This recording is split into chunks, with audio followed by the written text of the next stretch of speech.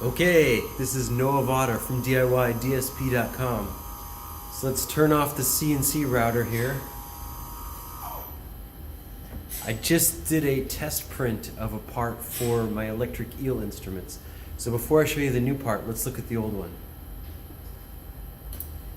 When I first designed the Electric Eels, I found it was very expedient to use the carriage from a printer, because it would slide back and forth. It was the right size for your hand, and it had a stepper motor typically built in right there to get the AC power that even at low voltages you could turn into something that would drive a synthesizer and amplifier.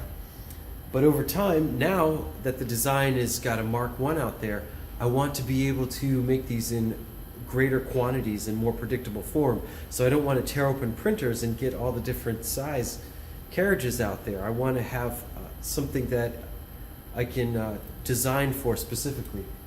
So the typical stepper motor I'm using is these, which I believe is called NEMA 17. They all have numbers. So it's a little bit bigger than that printer carriage that we saw there. So I also have to make a custom bracket to hold these. So let's check out what came out of the machine here.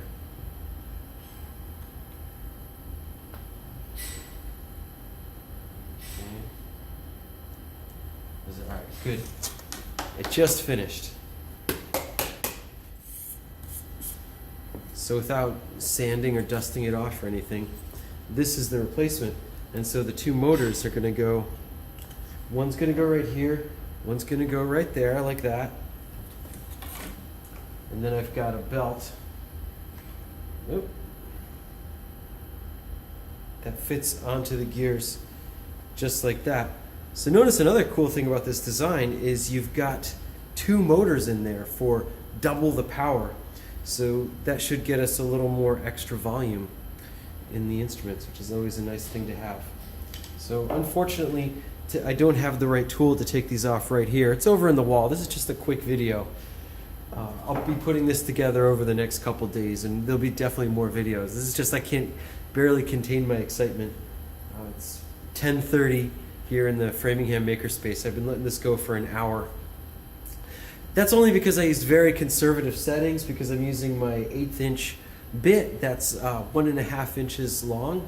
So it's kind of fragile. I've broken some of them before. They're like $30 a piece, so you don't really like to break them. So a nice thing is, while I was doing this, I was able to speed it up slightly, and the next couple ones of these will be much faster. So probably when I get home tonight, before I go to bed, I'll make sure that these fit in there, because I know I have the tool right at home. Anyway, that's just the detail. Thanks for watching. Tune in for more amazing Electric Eel instrument building action. Subscribe to my channel. All right, thanks. Bye-bye.